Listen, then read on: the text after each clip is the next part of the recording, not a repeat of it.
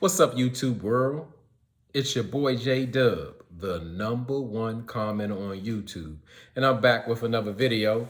I just want to say it's been a minute since I've done my video, and I get a few of my subscribers just like really like pushing me and motivate me to do more. Because, like I said, it's not that I don't want to be consistent with the videos. It's like my schedule is so crazy busy that it really affects my time greatly, but I am going to work harder to put more content out because the people have spoken. They want to see the videos and I want to put them out. I really enjoy it because, as I said, what's so fun about just having your own channel is the comments, and I love to hear from people. And again, on this channel, as I say, we say what we say. Let's get down these comments and have a good time. So today I'm going to be reviewing the Love and Marriage Huntsville, the transparency trap. And we go into it.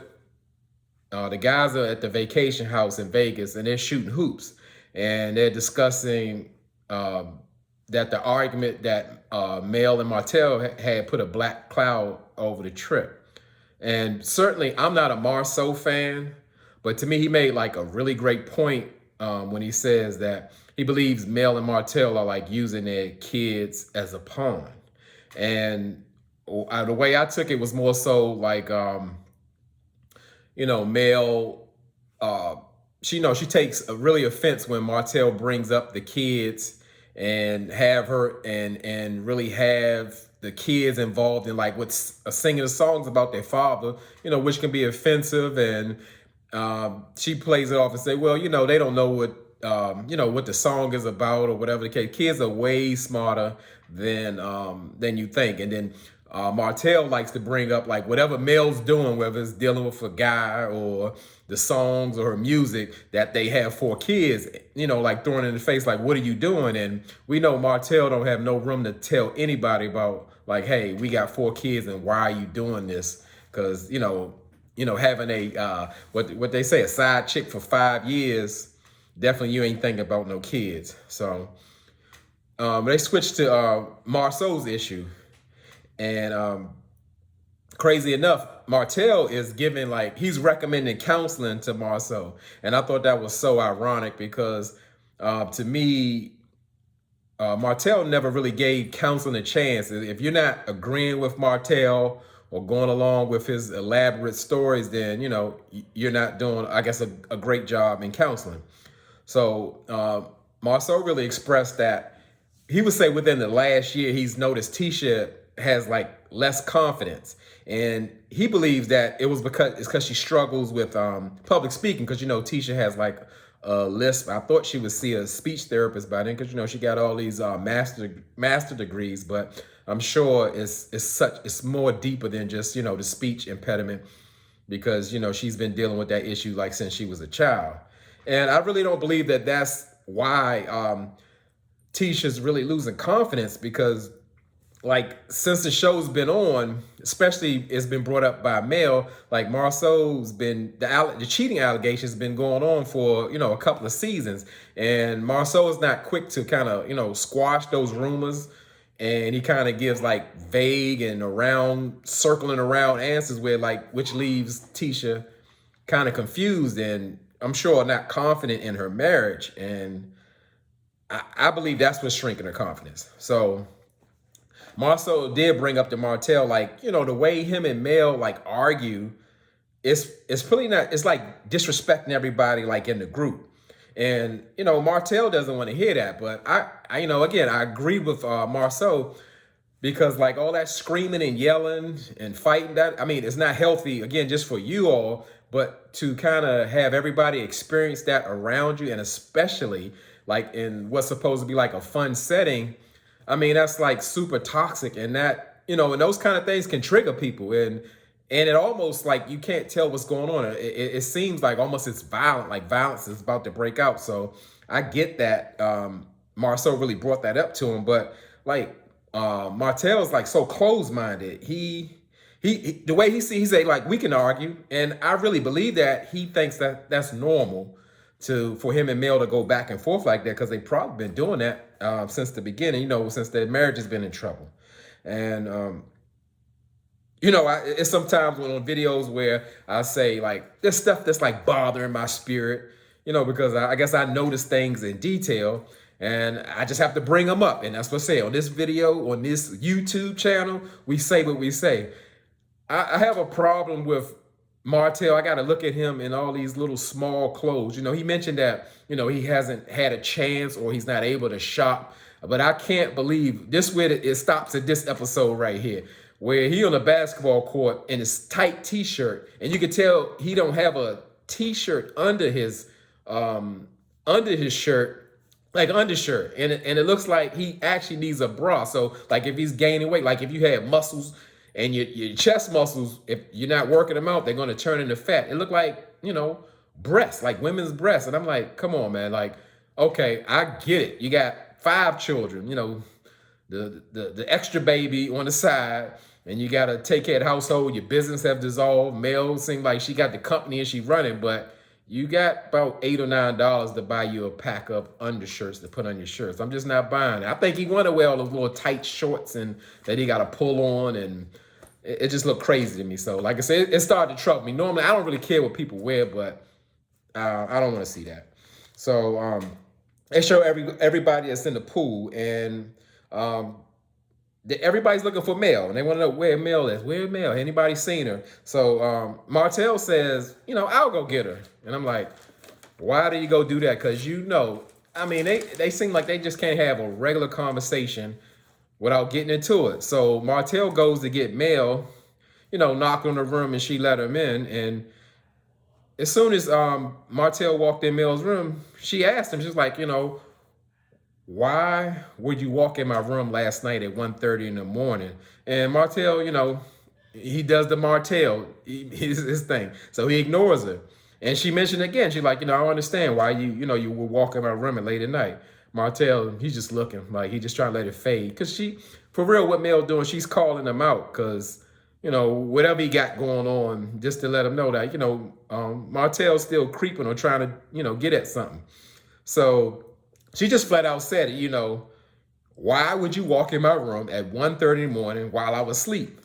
And then so when she flat out said that, Martell had to address, he was like, well, I came to apologize, for the argument, when they was out in the mountains with the slingshots or whatever, him going back and forth about her, calling her Beyonce and telling her shut up and all that kind of stuff. So like, to me, when I see that, it makes me wonder, like, if Mel and Martell are like really still dealing with each other on the low. It seems like she would be like so offended that Martell would do that, but it didn't seem that way. So I know Martell, he does things different. He's a special kind of guy, and I'm not in a good way, but he felt really comfortable doing that. So, sliding in Mel's room, that just don't seem normal. I think she would just really be offended. And I thought, as over the top as Mel can be sometimes, I thought her reaction would just be all, going crazy over it, but it wasn't like that. It seemed like she'd have probably been like a little bit more upset about it. So that's kind of fishy to me. So Melody, she goes on to say like, she kind of started off that conversation kind of calm, but she believes Martell is like triggering her and that he's doing it on purpose, when he speaks to her about her kids, because, they've been together a long time. Of course, they know what pushes each other buttons. And like, in a sense with Martell, it seems like he enjoys doing that. Not just to Mel, just to anybody. He likes to push people's buttons. He likes to provoke people. And that doesn't surprise me. So, I would say they both do it, because in this situation, Mel she's not innocent, because sometimes she doesn't seem to want to diffuse the situation. It's like she's used to operating in a toxic environment. And at a point, I get that, because I cannot imagine that he's been cheating for 5 years and that they would communicate in like a normal way. And I think they really still tied to each other.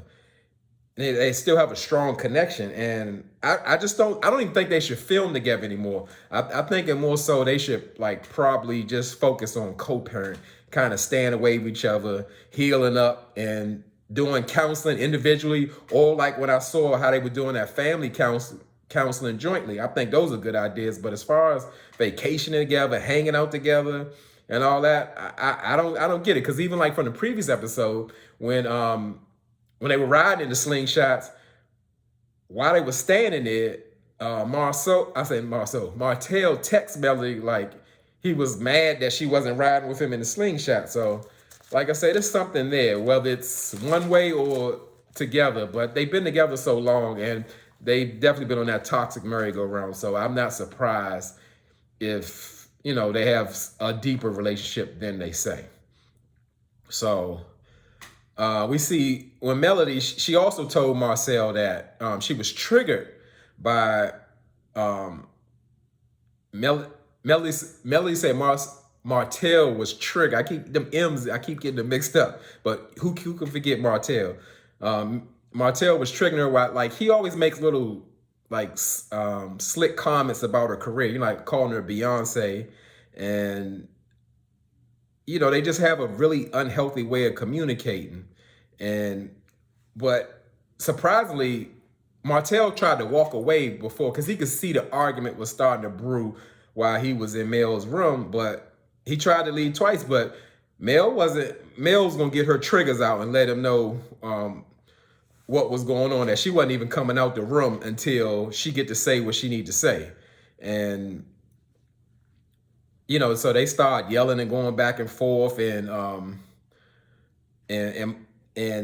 Mel kind of hit one of Martell triggers. Like he was like really gone and done with it, but she's saying like she could really say some stuff, of how all the stupid decisions that he was making by, like, having a side chick. And after that, it wasn't no more holding back. Martell went off, and it was so much so that production had to call Marceau to come in there and physically restrain him.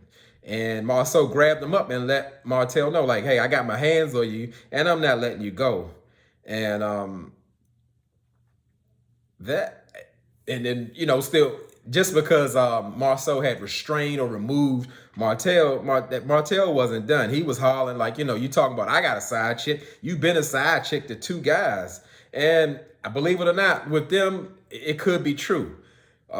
Because even so, I don't watch like interviews, but they did, Marceau did put it out there. Like he tagged the two guys that he's accusing of Mel having, side relationship. Like both of them had fiancés at the time, and Mel was dealing with him. So, I'm gonna say Martell isn't high on credibility, but I don't know. It may be something there, even though we know he's a liar and he deflects a lot. But I'm just saying, like, their interactions, Mel and Martell, is just super duper toxic on such a high level. It's like, it's ugly. Like, I wouldn't even want to be present. And I wouldn't want to be, I wouldn't want to film with them. I don't want to be personal security for them to separate them or remove them. That's too much. And I'm thinking, like, why won't they have someone like, production or security? Because when it gets like that, because when Martell gets like so upset, he looks like he's almost gonna strike Melody or push her, or he's charging her. And I mean, all that's unhealthy. And they keep hollering about their 4 kids and all of that. Their 4 kids are gonna see this one day, and it's ugly. It's really ugly.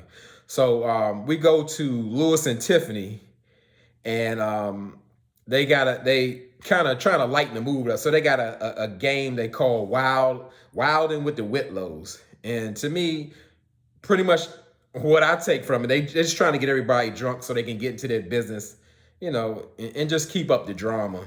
And so, of course, after that big argument with Mel and Martell, Mel's in a room. So all the ladies pretty much go and check on Mel in a room, to try to get her to come out and have fun and kind of move on from all that. So something I kind of picked up on previous, when Mel mentioned to Destiny, like saying like, hey, something is really wrong with your boy. Like she put emphasis on your boy. And it kind of makes me feel like,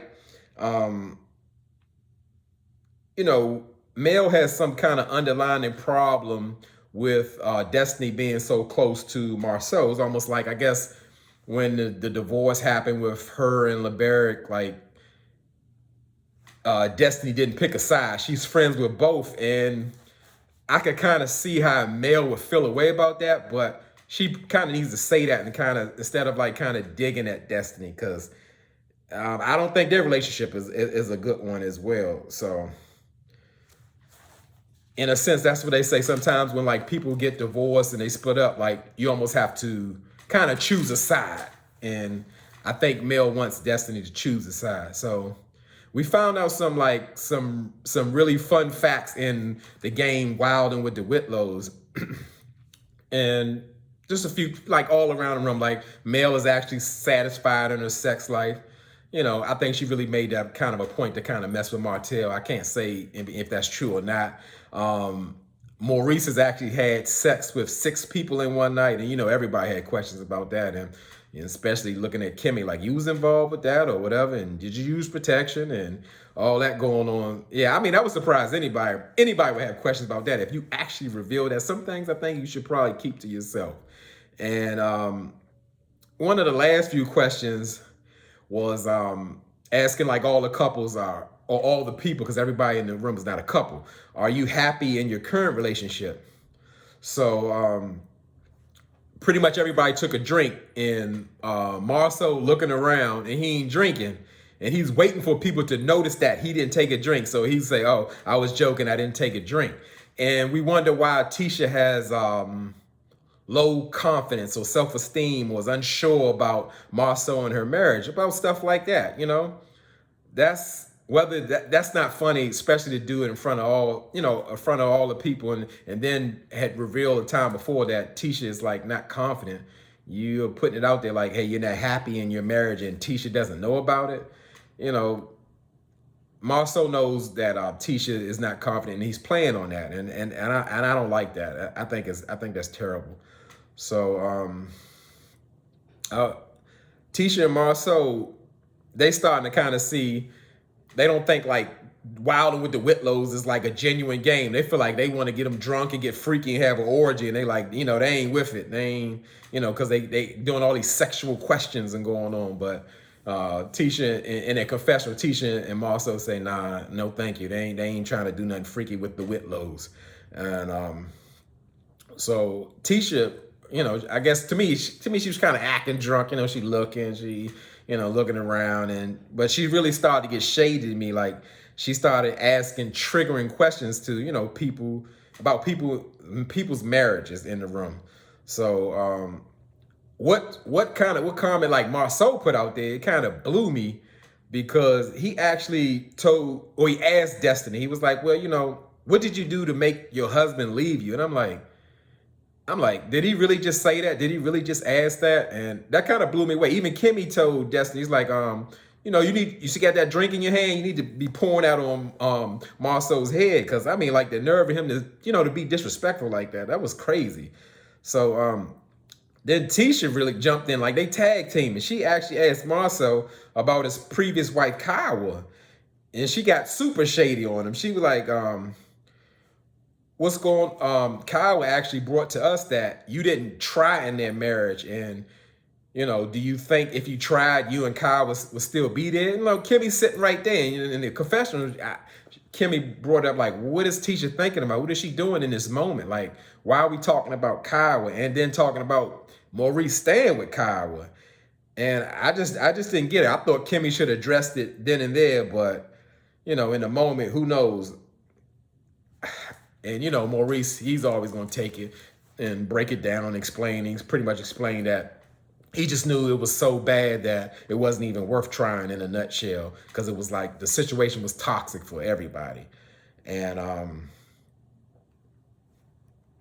you know, Tisha was just still prying. She just want to know, like, why didn't they work? Why didn't he do the work to kind of fix him and Kyle's marriage? He didn't address it then, but again, him and Kimmy are addressing these things in their confessionals, and I'm like, that needed to be brought in. Maurice should have really shut that down right then and there. Like, you know, my wife's sitting right here. You know, what are you doing? You disrespecting her? You disrespecting me? That's in the past, and we family and all that. You don't do nothing like that. That was so disrespectful. But we know Maurice in real life, what we call, I would say, he doesn't defend Kimmy. He may be a stand-up guy. He may have businesses, or appears to, he pays his bill. But Kimmy be holding him down. But he don't do the same for her. He don't give her that emotional support. He doesn't include her in things that you should with your spouse, as whether that's raising his son, which Kimmy is a big part of. He'll make big decisions without consulting with Kimmy. I'm certainly not a Maurice fan either. To me, he's more of a cleaner Marceau. He's like in a disguise. But him and Marceau to me are one and the same. And yeah, he just flat out should have need to address that. And it's nothing new with Maurice. That's just what he does or what he doesn't do, and that's stand up for his wife. So so they were discussing like what I would call, I call the Whitlows the marriage counselors. They'll start talking about people marriages like their marriage is so perfect, even though like as far as we know with the setup, even Tiffany confessed that she actually surprised Lewis, her husband, with a wedding. And I'm like, who surprises someone with a wedding? But they're a little off. So, but they're discussing Tisha's lack of confidence because Lewis was telling Tiffany what they discussed on the basketball court, but about Tisha, when Marceau shared with them that they have a lack of confidence. To me, they come off like real judgy and like they're perfect. And he pretty much says like what we're doing, like him and Tiffany, we should be an influence with other couples. They've been married. I mean, they might have been married 2 years or something, and they have this such wonderful marriage. And I'm not buying it. I don't see it, but sometimes people have what they call delusions of grandeur, and that's what's coming off. So after all that drama and that shady wilding with the Whitlows, the ladies, they go out separately, and Tisha tells the ladies that she's planning a surprise semi-vow renewal. Sound like she took a page out of Tiffany's book, and with the surprise wedding. So immediately Tiffany jumped on that. She started interrogating Tisha about like a lot of things dealing with her marriage, and the energy was off. It was like off-putting. So she was firing off questions like Tisha was in the interrogation room, like at the police station. So she goes into it asking Tisha, well, I happened to bring up, the guys were talking, and did you surprise Marceau with counseling? And so after that, was everything good after the counseling? And do y'all think that y'all just staying together for the kids? I mean, she going all over the gamut, and I mean, I'm looking like nobody saying nothing. Even it took Mel aback, like, wow, like you really asking all these questions. You're like, she didn't say anything, and then she really hit Tisha with something. She was saying like, does Tisha think that Marceau was on the same page or feel the same way about you in your marriage? And you can see Tisha was like playing it off like, well, it's the first time I'm hearing about it or whatever. But you could tell it stung, it hurt her, and it raised some questions in her head. And then, people start getting involved, such as Destiny and even Mel, and they were just trying to find out like, what's going on or why you asking all that. And Tiffany was like, well, the guys were kind of bringing it up. I mean, they had a discussion, so you might just want to check with Marceau. That reminds me of people, what they say, they're saying they throw the rock and then hide their hands. She causing all this confusion, this drama, this doubt, but now you need to go check with Marceau off of some hearsay. And to me, just like personally, Tiffany has like a bad energy person. I'm an energy person. I can read people's energy. I can, without even speaking to them, I can kind of get a gauge of what type of person he is. And people like Tiffany, I don't want to be around. She's provocative. She wants to bring, like to me, she wants to bring the worst out in you. And I don't ever want to be around anyone like that at all. And, now she just caused confusion like she does. And if I don't ever see Tiffany or Lewis ever again, that would be fine. I don't think they bring anything positive to the show, even though they think they're marriage counselors. They think they up here. To me, they ain't doing nothing, and they not what they say they are. I just don't buy it. So of course, that's triggering or offensive to people sitting around. So Destiny mentions to Tiffany that, you know, she was really being shady about bringing all those kind of questions up. And it pretty much is like the same feel of how Tiffany did at her birthday dinner. And who jumps in it? Mel, just like that. She's very quick to defend Tiffany. And as I said, that kind of brings back like she has some kind of underlying problem with Destiny, even though Destiny is supposed to be her friend, but it's not coming off like that at all. She's just quick to jump on Tiffany's side like she's always right, or she's fighting a Tiffany battle. It almost, because it hasn't been long enough, it reminds me of Robin and Giselle on Real Housewives of Potomac, and it's giving me that kind of vibe and that feel, and it's kind of weird. It's really irritating. So you know, after getting into it, I guess that exchange with Destiny and Tiffany ain't like that. So now Tiffany gonna start talking slick to Destiny, talk about, well, you know, well, I guess wherever the place you coming from, Chicago, Atlanta, Alabama, whatever, all the place you live in, and Destiny shut that thing down quick, like she wasn't having it. And I get that, and that's exactly what Tiffany needs. She's like a bully. And not only that, she's a bully who acts like she don't know what she's doing or why she caused confusion. And that's what you do with a bully. You punch him in the mouth and let him know what time it is, but not physically violence per se, but you step to him and let him know like, hey, I ain't going for that. I'm not playing like that. Don't play with me like that. And that's exactly what Destiny did. She got up and left. And I totally agree with that, because it's ugly. It's foul or what Tiffany's doing. And I guess she's doing her job, but I couldn't stand it. I couldn't be around it. And she plays so innocent, like she doesn't know you, but you're happy to bring it up. But what happened with your tax returns last year? I'm just wondering, you know, like that kind of person, like, why are you talking to me about my tax returns? You know, but all I can say, you know, it's heating up and it's getting good. And then we see in the next episode, just more dysfunction of Tisha and Marceau. Like Tisha's just still acting like outside that she has a perfect marriage, but we know Marceau doesn't really participate at home. He thinks that providing the money is all he needs to do. He doesn't need to tend to his wife. He doesn't need to connect with his children or teach them or anything.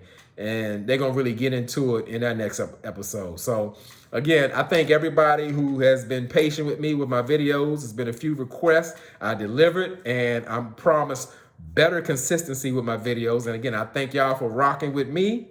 And again, y'all could be anywhere in these YouTube streets, but you're here with me, and I appreciate you, and I really mean it.